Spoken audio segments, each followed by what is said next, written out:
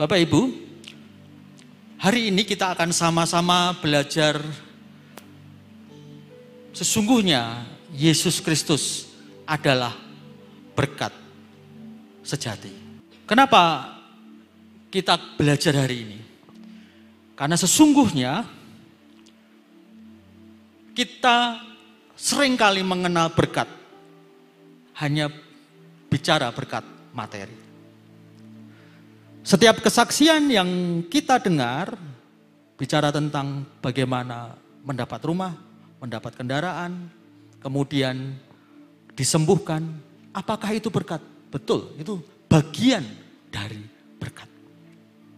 Dan tentunya setiap kita menginginkan berkat yang dari Tuhan. Amin. Setiap kita pasti menginginkan ada pertumbuhan. Setiap kita menginginkan setiap hari boleh sehat. Setiap kita menginginkan apapun yang Tuhan kerjakan, yang kita kerjakan, berhasil seperti Yusuf. Tetapi sesungguhnya dalam kehidupan kita, tidak semua mengalami masa-masa seperti itu.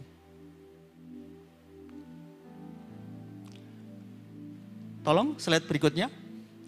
Minggu yang lalu, hamba Tuhan Bu Nani kasihkan pesan buat kita. Slide-nya sama persis ini memang saya ambil. Galatia 3 ayat 3. Adakah kamu sebodoh itu? Kamu telah mulai dengan roh, maukah kamu sekarang mengakhirinya di dalam daging? Bapak Ibu kalau boleh baca ini di Galatia. Konteksnya pada saat itu jemaat Galatia sudah mengalami lahir baru, mendengar Injil kasih karunia, tetapi kemudian pada saat itu mulai dia tambahkan aktivitas bagaimana supaya dia boleh berkenan kepada Tuhan, supaya dia boleh mendapat berkat dari Tuhan, supaya dia diselamatkan.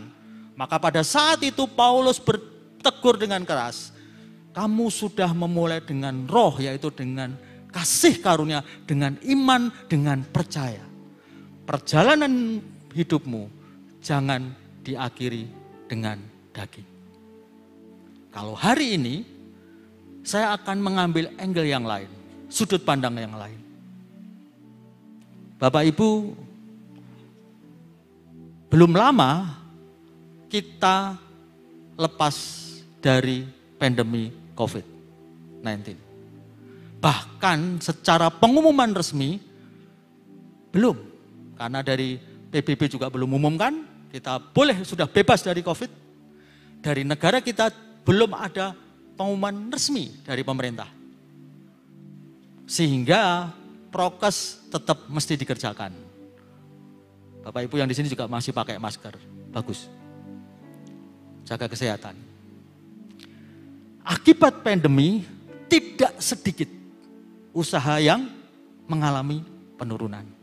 Bahkan ada yang bangkrut. Seringkali kita agak sungkan bicara bangkrut di gereja. Karena tidak mungkin kita kan anak Tuhan, kita kan anak Abraham.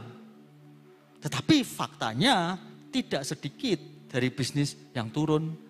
Beberapa karyawan terpaksa harus tidak mendapat pekerjaan kembali. Dan efek pandemi sebetulnya sebagian masih sedang kita alami. Kemudian belum selang itu mulai ada perang Rusia-Ukraina. Benar? Bapak Ibu sudah baca pura informasi banyak. Dan aksesnya sampai ke kita. Karena setiap negara itu terhubung secara ekonomi. Sehingga muncul sempat beberapa kenaikan harga. Energi, sektor energi pasti bergoncang. Yang suka roti gandum naik. Kemudian kita mengalami cuaca ekstrim. Hidro, namanya apa, bencana yang seperti itu. Di mana-mana banjir. Beberapa kali di Jogja, hujan dari pagi sampai malam. Belum lama kita juga dengar anak-anak diserang gagal ginjal akut. Dan kita beberapa orang tua mulai cari informasi. Barusan Menteri Kesehatan mengumumkan lagi sudah ada varian COVID Omicron 10 XBB. Muncul lagi. Dan kalau kita bicara ekonomi, 2023 kebanyakan semua ekonom mengatakan ada bayang-bayang resesi global di tahun 2023. Di situ ada inflasi, harga akan naik, tetapi daya beli turun, tingkat suku bunga naik, ada depresiasi, dolar juga pasti naik. Dan itu membayangi kita.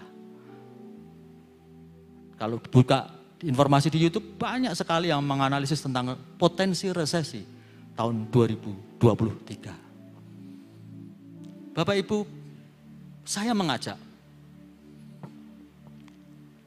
kita sudah memulai dengan roh. Karena kita percaya kepada Yesus karena iman. Amin. Slide berikutnya.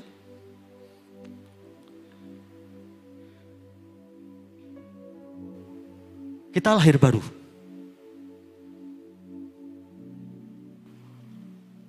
Kita percaya karena Yesus ada kelahiran baru. Dan di situ sebetulnya kita mulai dengan sesuatu yang roh, yang ilahi. Pada saat kelahiran baru, Yesus menebus kita, itu artinya kita dikasihi, diampuni, ditebus, diselamatkan, diadopsi sebagai anak, dibenarkan, dipersekutukan, dimuliakan. Itulah yang Tuhan kerjakan secara roh dalam hidup kita. Kita mulai dari sana. Kemudian tentunya kita mengalami perjalanan rohani sebelum kita masuk menjadi mempelai Kristus. Entah itu beberapa yang dipanggil pulang ke surga duluan, atau beberapa dari kita yang nanti bisa menjemput di awan-awan.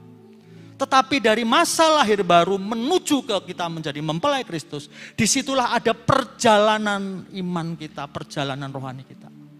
Ada perjalanan pertumbuhan kita yang nanti di sini.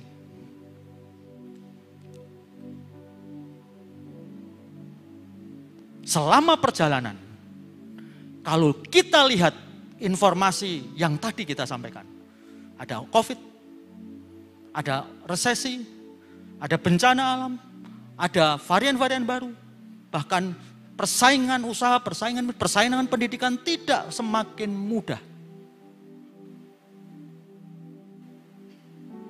Kalau kita, fokus kita hanya kepada berkat jasmani, materi, kita berpotensi kecewa dengan Tuhan. Kalau pengenalan kita akan Tuhan hanya sebatas Tuhan sanggup memberkati saya, Tuhan sanggup melipat gandakan bisnis saya, Tuhan sanggup menolong pekerjaan saya, Tuhan sanggup menyembuhkan penyakit saya, Tuhan sanggup memulihkan keluarga saya. Kalau pengenalan kita sebatas itu, dengan kondisi ke depan, kita ada potensi kecewa dengan Tuhan. Tuhan, kenapa bisnisku gak diberkati? Tuhan, kenapa perusahaan yang saya bekerja bisa bangkrut sehingga saya di PHK? Tuhan, kenapa keluarga saya kena sakit? Tuhan, kenapa keluarga saya ada yang dipanggil Tuhan? Bukankah Engkau Tuhan yang melindungi? Bukankah Engkau Tuhan yang menyembuhkan? Bukankah Engkau Tuhan yang memberkati? Fokus kita semua masuk ke dimensi materi dan jasmani. Pada Yesus lebih dari itu. Jadi hari ini saya mengajak Bapak Ibu untuk bicara tentang berkat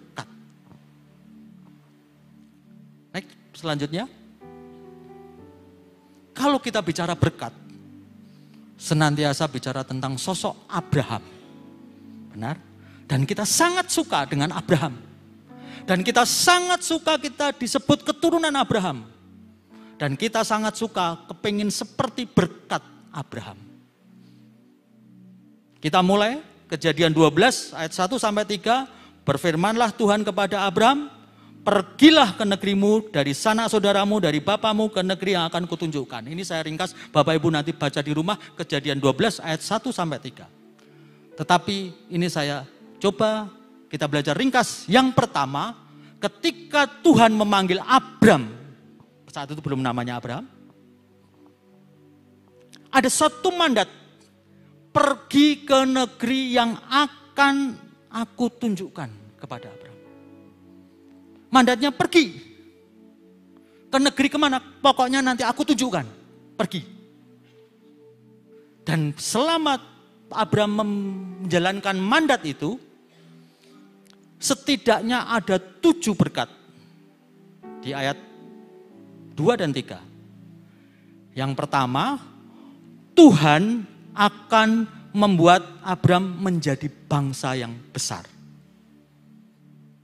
Jadi seandainya ini Henry ini Abraham, Tuhan, aku akan membuat kamu menjadi bangsa yang besar. 1. Kemudian dan memberkati Abraham. 2. Kemudian serta membuat nama Abraham masyhur. 3. Kemudian yang keempat, dan Abraham akan menjadi berkat. 4. Dan 5, Tuhan akan memberkati orang-orang yang memberkati Abraham. 6. 6-nya Tuhan akan mengutuk orang yang mengutuk Abraham. 7. Dan 1 sampai 6 ini sering kita klaim sebagai berkat Abraham. Berapa banyak yang setuju? Dan kita lupa ada yang ketujuh. Bahwa oleh Abraham semua kaum di bumi mendapat berkat. Kalau kita pelajari dengan cermati dan konteks ayatnya, janji nomor 1 dan 6 itu janji Tuhan kepada Abraham.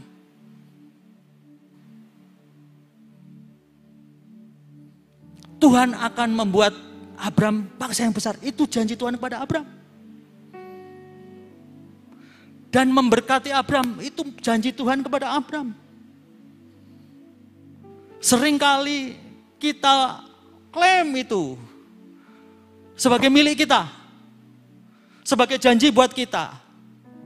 Dan ketika tidak mengalami itu, kita mengakhiri dengan daging. Kalau itu janji universal buat seluruhnya, pasti orang-orang di sini yang ada di sini dan yang mendengar dimanapun sudah mengalami seperti Abraham, betul? Karena janji Tuhan. Semua pasti sudah mengalami berkat, diberkati, namanya masyhur, dan ada perlindungan Tuhan. Kalau itu janji buat kita, Bapak, Ibu, dan saudara dan saya.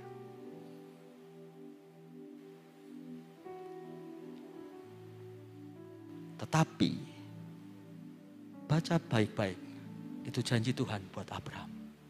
Tapi ada janji yang ketujuh yang kita boleh nanti-nantikan. Setiap generasi menantikan. Karena janji itu bisa impact-nya kepada kita. Dan kepada seluruh bangsa. Yaitu, dan oleh Abraham semua kaum di bumi mendapat berkat. Kalau itu oleh Abraham, oleh keturunan Abraham, semua boleh memperoleh berkat. Itu yang bisa yang berhak kita nantikan, kita klaim. Oleh Abraham, oleh keturunan Abraham, kaum di bumi akan berkat. Dan Tuhan kalau bicara berkat, itu bicara berkat kekekalan. Tidak bicara berkat yang sifatnya sementara, materi, dunia, bicara kekekalan. Lanjut. Kemudian Abraham berjalan. Kalau tadi kan Abraham masih hidupnya sederhana. Coba di slide mundur lagi sebentar, supaya kita memvisualisasikan. Ini Abraham masih hidup sederhana. Tongkatnya sederhana, bajunya sederhana, karena dipanggil Tuhan. Dia lakukan itu dan berjalan bersama Tuhan. Dan Tuhan memberkati betul seperti Abraham. Abraham menjadi kaya. Abraham menjadi berkat saat itu bagi seluruh orang-orang yang di sekitar Abraham. Abraham namanya masyhur, bahkan dikenal sebagai raja-raja pada saat itu. Tetapi berkat ketujuh belum digenapi. Makanya lanjut ayat, Abraham sudah kaya itu. Sudah pakai kalung emas. Bajunya sudah bagus. Ya. Tapi sudah mulai banyak keriput. Karena umurnya sudah 90 tahun.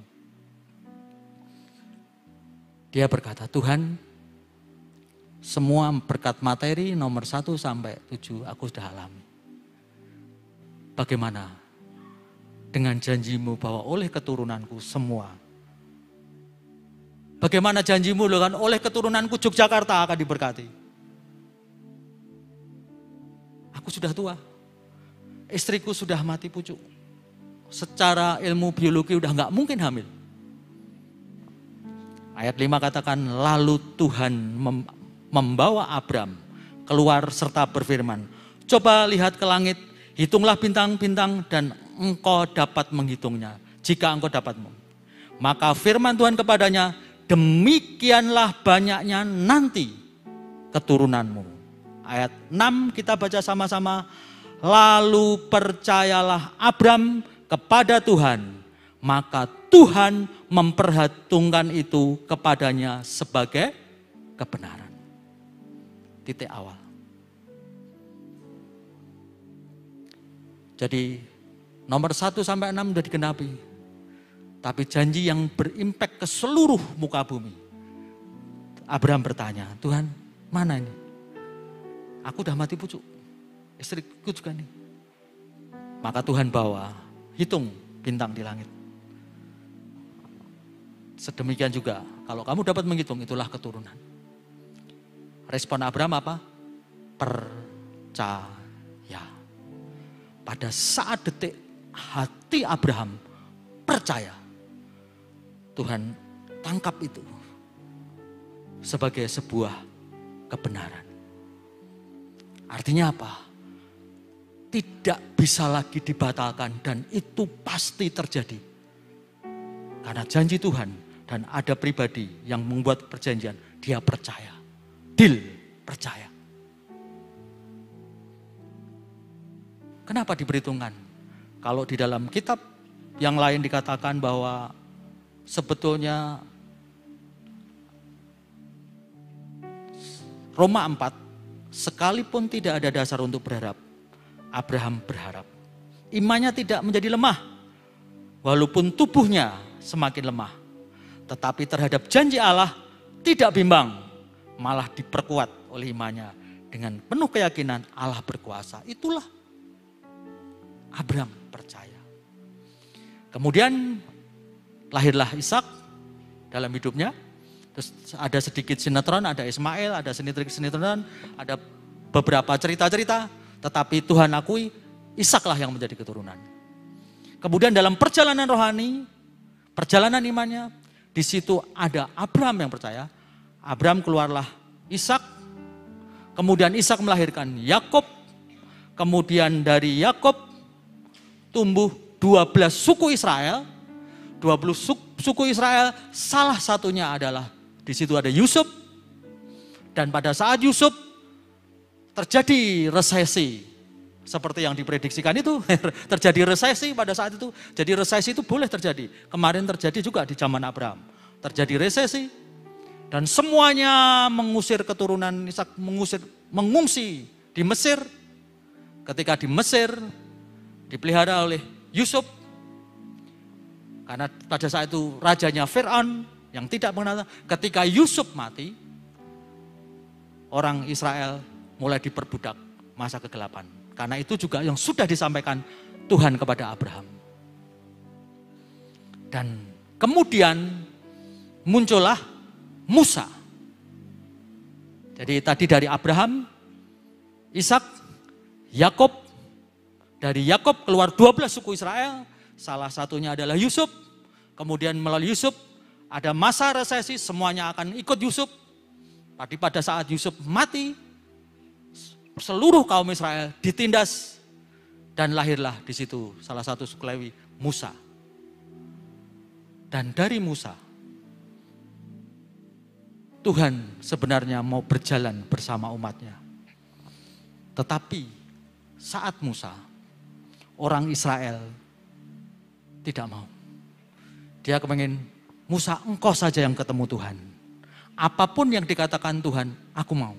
Tapi yang ketemu Tuhan, kamu saja. Nanti baca di Alkitab, kemudian muncullah Dasatita, 10 perintah Allah. Kemudian muncul lagi seluruh Taurat yang ada. Jumlahnya 613 Taurat dalam peraturan. Dan disitulah muncul yang namanya berkat dan kutuk. Slide selanjutnya, saya akan cepat. Ya. Abraham karena percaya, kemudian ketika masa Musa, mulai diganti dengan hukum Taurat. Barang siapa yang melaksanakan hukum Taurat, dia akan diberkati. Yang tidak melaksanakan, kutuk. Slide berikutnya. Di situ setiap kali kita diperhadapkan 2 kutub, berkat atau kutuk.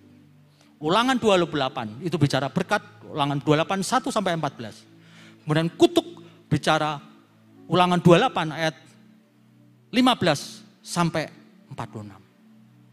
Dan kita sering mengucapkan kita berkat dari ulangan 28. Yang ayat 1 sampai 14. Dan kita menghindari mengucapkan kutuk.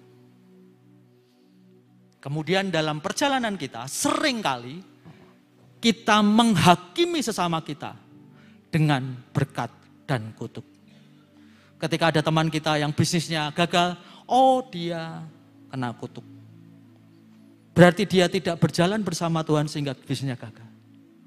Ketika teman kita ada yang sakit, saudara kita yang sakit, oh dia kena kutuk, kena penyakit sampar. Terus padahal dia baik-baik saja ketemu Tuhan. Dan kita senantiasa seperti itu. Dan kita menghakimi diri kita dengan ukuran ulangan 28, berkat dan kutuk. Ketika Bapak Ibu, perjalanan kita bersama Tuhan kadang tidak tulus. Karena kita kepingin berkat. Kepingin melakukan apa yang firman Tuhan, kepingin berkat. Tetapi nanti ketika jatuh, aduh saya pasti kena kutuk. Karena saya tidak menjalankan firman Tuhan. Dan itu fokus kita senantiasa seperti itu. Saya sampaikan di awal, kalau fokus kita hanya berkat dan kutuk, berkat kutuk, berkat kutuk. Melakukan sesuatu dapat berkat, tidak melakukan dapat kutuk. Kita berpotensi mengakhiri dengan daging.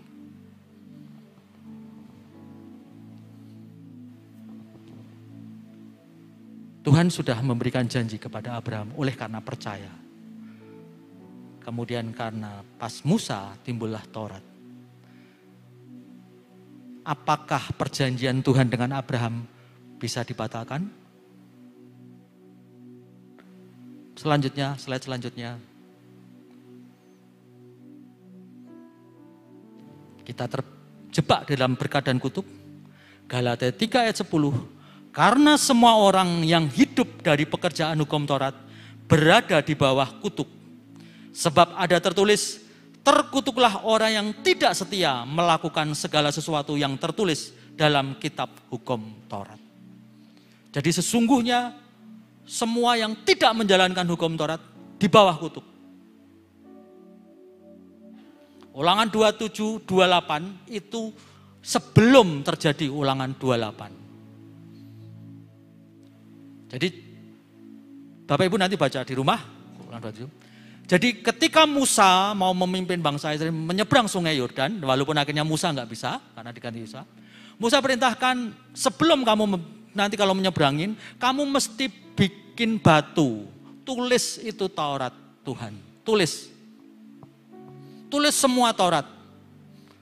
Dan kemudian di Gunung Ebal, 6 dari suku Israel, kamu ucapkan berkat. Di Gunung Gerisim ucapkan berkat, di Gunung Ebal ucapkan kutuk. Itu di Ulangan 27. Jadi Musa minta 6 dari suku Israel ucapkan berkat di Gunung Gerisim. 6 dari suku Israel ucapkan kutuk. Dan ketika diucapkan kutuk, ada tertulis di ayat 26 sebelum 27-26, terkutuklah orang yang tidak menepati perkataan hukum Taurat dengan perbuatannya, dan seluruh bangsa itu haruslah berkata amin. Nah itu deal akhirnya. Disitulah awal mula orang Israel kena kutuk. Karena mereka sudah berjanji, terkutuklah orang yang tidak menepati perkataan hukum Taurat dengan perbuatannya. Dan seluruh bangsa berkata, amin. Terus kemudian yang dari Gunung Gerisim ucapkan berkat itu, yang Ulangan 28. Yang Gunung Ebal ucapkan kutuk. Dan faktanya, tidak ada orang yang bisa menggenapi seluruh hukum Taurat. Artinya berarti seluruhnya hidup di bawah kutuk. Slide selanjutnya. Perjanjian Tuhan dengan Abraham apakah batal? Galatia 3, 17-18. Janji yang sebelumnya telah disahkan Allah tidak dapat dibatalkan oleh hukum Taurat yang baru terbit 430 tahun kemudian, sehingga janji itu hilang kekuatannya. Jadi ada janji dengan Abraham karena percaya, kemudian Taurat itu muncul 350 tahun kemudian.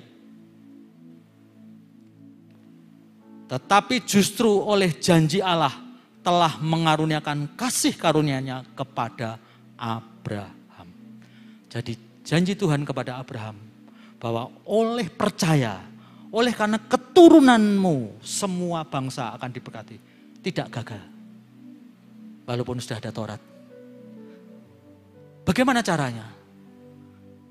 Slide berikutnya. Yesus Kristus menggenapinya. Amin. Apakah Yesus itu keturunan Abraham? Keturunan Abraham.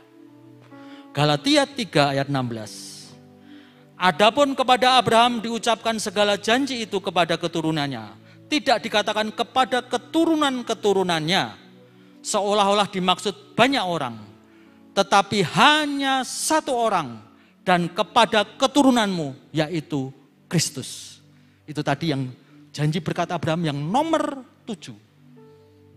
Oleh karena keturunanmu semua itu bicara satu pribadi, yaitu Yesus. Dan Bapak Ibu kalau baca di dalam Matius 1:17, silsilah Yesus itu dimulai dari inilah silsilah Yesus Kristus, anak Daud, anak Abraham. Kemudian ayat 17 dikatakan ada 14 keturunan dari Abraham sampai ke Daud, 14 keturunan dari Daud sampai ke Babel, 14 keturunan dari pembuangan Babel sampai Kristus. Jadi walaupun ada Taurat di zaman Musa, tetapi janji Tuhan melalui Abraham, perjanjian oleh karena iman dan percaya, tidak bisa dibatalkan. Tetapi Yesus, keturunan Abraham, menggenapinya. Dengan cara apa? Slide berikutnya. Galatia 3:13, 14, dan 29. Kristus telah menebus kita dari kutuk hukum Taurat dengan menjadi kutuk karena kita. Sebab ada tertulis, terkutuklah orang yang digantung pada kayu salib. Jadi tadi yang orang Kristen, semua yang tidak menjalankan Taurat dalam kutuk, amin. Semua kena kutuk. Dan harus ada yang menggenapi. Kristus menebus kita dari kutuk. Dengan jalan apa? Mati di kayu salib. Karena terkutuklah orang yang digantung di kayu salib. Yesus Kristus telah membuat ini supaya dalam Dia berkat Abraham sampai kepada bangsa-bangsa lain. Oleh karena kematian Kristus di kayu salib itu sedang dalam rangka supaya berkat Abraham sampai kepada bangsa-bangsa lain. Berkat Abraham sampai ke Indonesia, berkat Abraham sampai ke Yogyakarta, berkat Abraham sampai kepada kita. Amin. Kematian Yesus di kayu salib itu menggenapi, dia adalah keturunan Abraham, dia menebus semuanya dengan di kayu salib. Alkitab tulis supaya berkat Abraham itu sampai kepada kita. Kita tahu sehingga oleh iman kita menerima apa? Roh yang dijanjikan itu. Jadi berkat Abraham yang sesungguhnya, yang sejati, itu adalah roh Tuhan yang nyampe kepada kita. Amin. Itulah berkat kekekalan. Berkat Abraham yang tadi Tuhan berjanji kepada Abraham, aku akan memberkati engkau, kau menjadi berkat. Namamu masyhur, itu berkat tidak kekal. Dan itu perjanjian Tuhan dengan Abraham pada saat itu. Tetapi janji yang ketujuh berhak kita terima melalui Yesus yang digantung di kayu salib. Amin. Mudah-mudahan Bapak Ibu bisa sepemahaman. Supaya fokus kita tidak berkat yang nomor 1 sampai 7. Ayat 29, dan jikalau kamu adalah milik Kristus, maka kamu juga adalah keturunan Abraham. Sekarang boleh senyum kanan kiri, kamu keturunan Abraham. Bukan keturunan Adam ya, keturunan Abraham. Ya. Karena Kristus. Dan berhak menerima apa? Janji Allah. Janji yang apa? Janji bahwa roh Tuhan nyampe kepada kita. Dan itu digenapi di dalam Yesus. Slide berikutnya. Yesus Kristus adalah berkat sejati. Terpujilah Allah Bapa Tuhan kita Yesus Kristus, yang dalam Kristus telah mengaruniakan kita segala apa? Berkat rohani di dalam surga. Saya dulu kalau berdoa tak tambahi senengi. Di dalam Kristus telah mengaruniakan kepada kita segala berkat rohani, segala berkat jasmani. Karena orang terima kok mau rohani tok. Pada Alkitabnya segala berkat rohani. Diamat-amatin dari berbagai versi, berbagai bahasa, ya segala berkat rohani. Tidak perlu ditambah-tambahi dengan berkat jasmani. Karena itulah yang dijanjikan sejak Abraham. Itulah yang memiliki nilai kekekalan. Yaitu roh Tuhan tinggal di dalam kita. Ketika roh Tuhan dalam kita, kita mengalami kehidupan. Hidup kita akan menerima kekekalan. Kalau yang jasmani paling berapa lama. Dan yang bagus lagi, Efesus 1 ayat 14, dan Roh Kudus adalah jaminan bagian kita sampai kita memperoleh seluruhnya, yaitu penebusan. Jadi oleh karena Kristus menebus kutuk dari hukum Taurat, dan oleh karena Kristus kita memperoleh kembali perjanjian Tuhan dengan Abraham. Berkata Abraham, yaitu roh Tuhan, roh Yesus. Bahkan Yesus ketika pergi dia kirim lagi Roh Kudus, memeteraikan sebagai jaminan sehingga kita memperoleh seluruh yang dijanjikan. Kemudian berkat rohani itu apa saja? Slide berikutnya. Tidak akan bahas satu-satu, kalau ini kita bahas bisa nanti malam pulangnya ya. Penebusan, ini sudah dikenalkan sama Pak Gembala, yang nanti tahun depan akan kita doktrin dasar. Kita akan pelajari terus satu persatu. Karena ini segala berkat rohaninya di dalam Kristus. Lanjut lagi,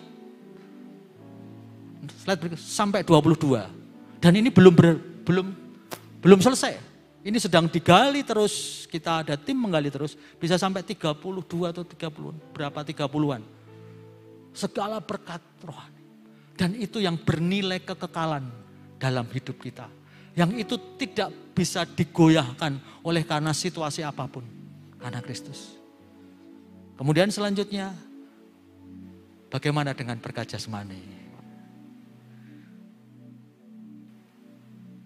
Hal itu yang ditambahkan dalam hidup kita. Amin. Jadi kita terima dulu perjanjian berkat rohani, berkat sejati Yesus. Roh Yesus ada pada kita. Kita dipulihkan, kita ditebus, kita tidak lagi menerima hukuman kekal. Itu yang sejati. Kemudian yang jasmani itu akan ditambahkan dalam hidup kita. Berapa banyak yang amin? Semua yang dicari bangsa-bangsa yang tidak mengenal Allah. Yang tadi kekayaan, kemasyuran, kesehatan, pelipat ganda, dicari bangsa-bangsa. Tetapi Bapamu yang di surga tahu bahwa kamu memerlukan semua itu. Carilah dahulu kerajaan Allah dan kebenarannya. Semuanya itu akan ditambahkan. Kesehatan itu sesuatu berkat yang ditambahkan. Umur panjang, segala berkat yang ditambahkan.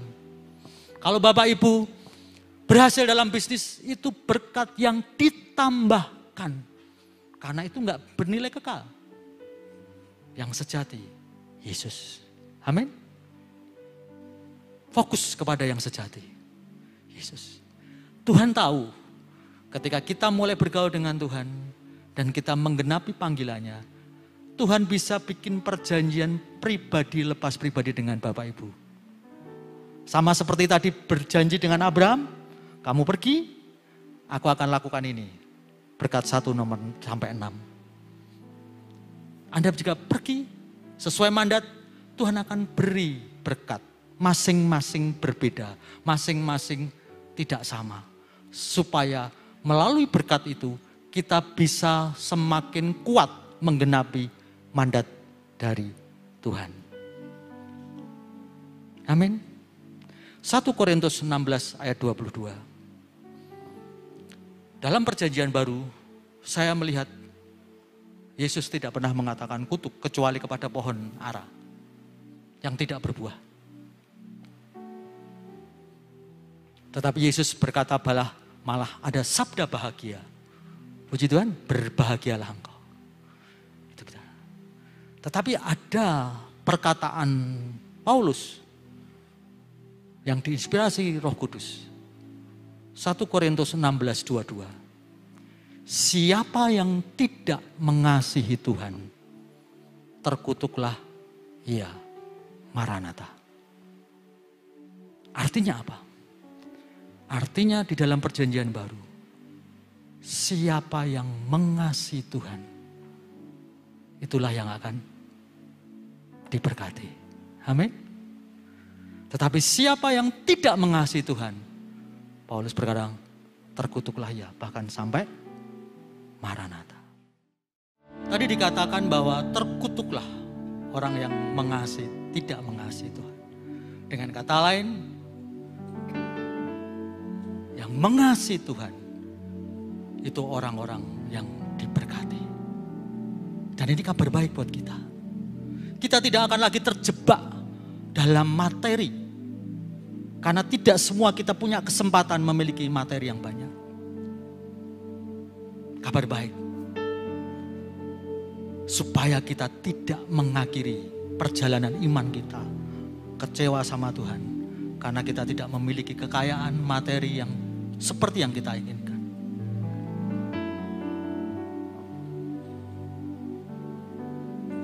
Tetapi setiap materi yang ada itu netral. Ketika materi itu membuat kita semakin mengasihi Tuhan, itu berkat. Amin. Tetapi kalau berkat materi itu membuat kita jauh meninggalkan Tuhan, materi itu menjadi kutuk dalam hidup kita. Seperti Korintus. Kita boleh belajar. Ketika orang Israel di tanah perbudakan, Tuhan berkati dengan materi. Tuhan buat orang murah hati Mesir. Dan di situ seluruh emas-emas diberikan kepada bangsa Israel. Israel kaya mendadak enggak? Kaya, OKB. Seluruhnya penuh emas. Dan dia boleh beli apapun dengan emas. Tetapi kita lihat dari berkat materi, Israel akhirnya menyembah lembu emas. Dan itulah menjadi kutuk dan menyakiti hati Tuhan. Apapun itu sebetulnya Tuhan mau berikan. Kesembuhan itu hal yang sederhana buat Tuhan. Memberkati hidup kita itu hal yang sederhana buat Tuhan. Kalau saat ini bisnismu rugi, Tuhan mau buat kamu untung, itu hal yang kecil buat Tuhan. Karena Dia berkuasa. Kalau sekarang ada sakit penyakit, Tuhan mau sembuhkan dengan mujizat, itu bisa. Sederhana. Tuhan mau membuat nama kita terkenal, masyhur, bisa. Tetapi pertanyaannya, apakah setiap berkat-berkat rohani, setiap yang kita alami yang tidak kekal itu membuat kita semakin mengasihi Tuhan atau tidak? Itu PR buat kita. Israel gagal. Ketika mendapat banyak emas, dia menjauh, bahkan menjadikan emas itu adalah Tuhannya. Tetapi kita boleh belajar dari seorang wanita yang dia menabung, kekayaannya ditabung, diberikan minyak narwastu yang mahal. Itu kekayaan. Tetapi melalui kekayaannya, wanita ini datang kepada Yesus. Dia pakai kekayaannya untuk mengasihi Tuhan. Nangkep? Jadi kekayaan itu netral. Bukan kekekalan. Yang membedakan apakah kekayaan dari emas, jadikan dia tidak mengasihi Tuhan. Tapi dari narwastu yang mahal, dipakai untuk mengasihi Tuhan. Dia basuh Tuhan, dia urapi Tuhan, dia tangkap rencana Tuhan. Daud kaya karena dia raja. Tetapi Daud merindukan Tuhan lebih dari semuanya. Amin. Kita baca setiap mazmurnya. Dia merindukan Tuhan lebih dari kekayaan yang dia sudah terima. Bahkan Daud merindukan dia bisa membangun bait Allah. Karena dia kaya. Tetapi Tuhan tidak mengizinkan. Itulah kekayaan yang disebut berkat. Hikmat. Apakah itu berkat? Tergantung. Salomo diberi hikmat sama Tuhan. Dan kita kepingin punya hikmat seperti Salomo. Seringkali kita memberkati anak-anak kita, memberkati anak-anak sekolah, beri hikmat seperti Salomo. Tetapi kita mengetahui endingnya. Karena dia penuh hikmat. Menjadi kaya. Akhirnya dia menyimpang. Tidak mengasihi Tuhan. Dia menyembah Allah yang lain. dari hikmat keluar condong hati tidak mengasihi Tuhan. Bapak Ibu, sekolah yang baik. Anak-anak beri kesempatan sekolah yang baik. S1, S2, kalau bisa S3, bisa profesor, bagus. Netral. Kalau Anda profesor, berbicara lebih gampang didengar. Anda daripada ini. Anda juga punya kesempatan lebih baik. Kalau doktor, setelah magister. Tetapi lebih dari semua itu, tanamkan kepada anak-anak. Bahwa berkat sejati itu adalah Yesus. Buat setiap etapa hidup kita, itu membuat kita semakin mengasihi Yesus. Amin. Hikmat ternyata bisa membuat Salomo. Tetapi ada orang yang berhikmat di Israel, namanya Paulus. Dia pelajari kitab Taurat, pelajari semua, dia penuh hikmat, seluruh bahasa dipelajari. Dan dia, Alkitab tulis, Paulus dengan hikmatnya itu tidak bercacat celah terhadap hukum Taurat. Tetapi Paulus menganggap itu sampah. Karena pengenalan akan Tuhan Yesus. Amin. Hikmat Paulus yang dia merasa bahwa saya sudah mengerti seluruh hukum Taurat, seluruh, dan saya menjalankan tanpa cacat celah. Tapi begitu ketemu Yesus, selesai. Yang saya rindukan hanya Yesus. Semua angkat sampah. Tidak ada yang salah dengan hikmat. Tidak ada yang salah dengan menguasai dengan berbagai bahasa. Bagus. Tidak ada yang salah dengan mengetahui ilmu pengetahuan. Tidak ada yang salah. Yang salah kecondongan hati kita. Apakah kita begitu menerima pengetahuan, kita semakin mengasihi Tuhan atau tidak? Atau kita jauh dari Tuhan?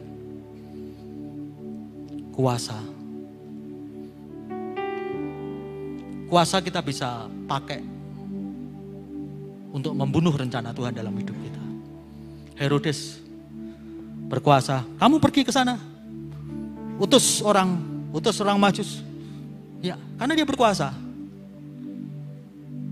Sembah dia, nanti beritahu aku. Tetapi karena kekuasaannya, dia justru akan bunuh rencana Tuhan. Tetapi kita boleh bicara dengan perwira di dalam perjanjian baru. Dia punya kuasa. Utus orang, ketemu Yesus, sampaikan, hambaku sakit. Kenapa bisa seperti itu? Karena dia punya kuasa. Dia pemimpin perwira. Tetapi yang dilakukan itu untuk membuat orang ketemu Yesus. Sehingga singkat cerita, Yesus suruh ngomong apa? Katakan sepatah kata, sembuh. Dia mengerti otoritas itu digunakan dengan benar karena mengasihi Tuhan. Berapa banyak kita merindukan kita diangkat tinggi. Aku kepala bukan ekor.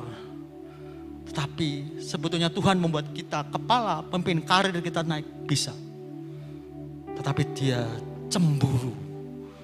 Cemburu arti di sini Tuhan yang cemburu. Tuhan yang sebetulnya dia merindukan kita itu terus mengasihi dia. Tidak mengasihi yang lain. Itulah Tuhan yang cemburu. Tidak mengasihi berkat, tidak mengasihi berkat yang dia berikan. Dia terus semakin mengasihi Tuhan. Apakah anak itu berkat? Seringkali kita tertunduh.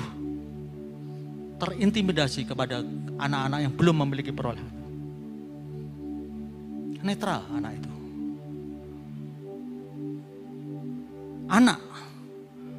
Anak Imam Lewi, ada Hofni, Pinehas. Dari anak terjadi yang mencondongkan tidak menghormati Tuhan. Dan akhirnya tidak jadi berkat. Tetapi anak bisa jadi berkat. Seperti Hana yang kita baca. Hana lahirlah Samuel. Dan melalui Samuel itu orang diberkati Tuhan. Karena itu membawa bangsa itu mengasihi Tuhan. Amin. Kalau anak itu berkat. Ada hamba Tuhan di Papua sana. Gak punya anak. Tetapi hidupnya membawa banyak anak-anak. Banyak orang mengasihi Yesus. Itulah berkat sejati. Karena ada berkat sejati dalam hidupnya, yaitu Yesus yang dihormati. Kita terkontak dalam Ulangan 28. Diberkatilah buah kandunganmu. Maka ketika buah kandungannya belum punya anak, jadi itu dikutuk. Nah, Yesus Kristus sudah mati dan menebus kita dari kutuk hukum Taurat. Amin. Tidak ada kutuk lagi dalam hidup kita. Bagiannya kita apakah semakin mengasihi Tuhan, atau kita dari setiap berkat itu bisa menjauh dari Tuhan. Sakit penyakit. Perempuan yang 12 tahun pendarahan, orang menganggap itu kutuk. Pendarahan disingkirkan, tidak boleh bergaul, tidak boleh melakukan ibadah. Tetapi oleh karena sakitnya, dia mendengar berita tentang Yesus. Maka karena sakit, dia semakin mencari Yesus. Dia semakin pengen ketemu Yesus. Bahkan dia kepingin semakin dekat dan jamah Yesus. Dan akhirnya dia memperoleh kesembuhan. Jadi sakit 12 tahun pendarahan, sebetulnya itu adalah berkat dalam hidupnya. Karena melalui penyakitnya, dia akhirnya bisa ketemu Yesus. Amin. Berapa banyak yang Bapak Ibu sekarang sedang sakit penyakit. Untuk Tuhan membuat Bapak Ibu sembuh gampang. Sesuai kedaulatannya, sesuai ketahuannya. Pelajari dalam kitab, dulu saya juga bersampaikan, cara Tuhan menyembuhkan bisa seketika, bisa sementara berjalan, bisa sepertinya terlambat. Tetapi yang penting, apakah setiap proses itu membuat kita semakin mengasihi Tuhan. Amin. Paulus, dia berdoa buat sakit punggungnya. Enggak terima kesembuhan itu Paulus. Paulus enggak terima kesembuhan. Dia berdoa, Tuhan ini sakit. Kalau dalam literasi Bapak Ibu, dia ada punggung. Ada duri dalam daging dalam hidupku, sakitku. Dalam pelayanannya dia kesakitan. Tetapi Paulus memakai justru di dalam, Tuhan bilang, justru di dalam kelemahanmu itulah engkau kuat. Karena engkau bergantung sepenuhnya terus dengan aku. Amin. Seperti firman Tuhan dikatakan, ada hamba Tuhan yang kesini dan berkatakan, jika engkau sudah memulai dengan roh, jangan mengakhiri dengan daging. Perjalanan iman kita masih panjang.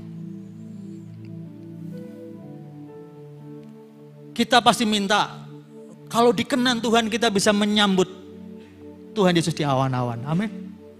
Dan itu tidak hanya kita. Kita kepingin kita, pasangan kita, istri, anak-anak kita boleh menyambut Tuhan. Ketika Tuhan Yesus datang kedua kali. Tetapi kita tidak tahu, itulah kedaulatan Tuhan.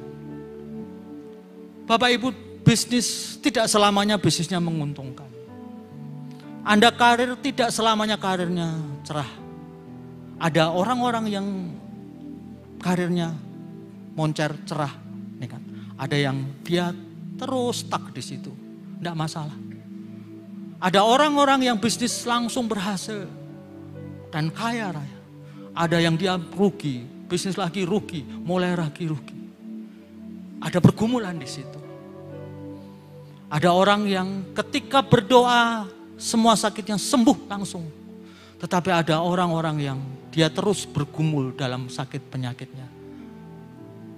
Hari ini kita lepaskan penghakiman. Tidak boleh kita ukur dari Ulangan 28. Ukur dengan satu, yaitu Yesus. Itu sudah ada di hati kita. Itulah yang menjadi berkat yang utama dalam hidup kita. Tetapi kalau berjanjilah di hadapan Tuhan. Ketika Tuhan berkati, itu melalui berkat itu kita semakin mengasihi Tuhan. Amin. Ketika Tuhan promosikan, mendapat promosi, buatlah itu sebagai berkat yang sejati, yaitu kita semakin mengasihi Tuhan. Jika kita punya anak, beranak cucu, buatlah itu semua kita semakin mengasihi Tuhan. Dan kalau minta maaf, kalau ada yang saat ini sedang berjuang.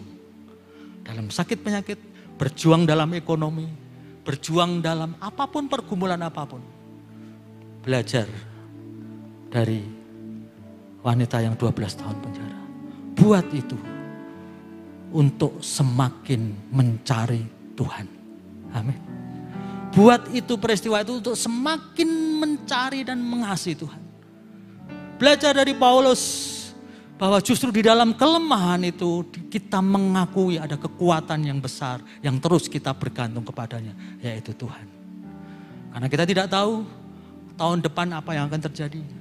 Kita tidak tahu semua. Tetapi yang kita tahu, Yesus berkat sejati itu sudah tinggal di dalam kita. Amin.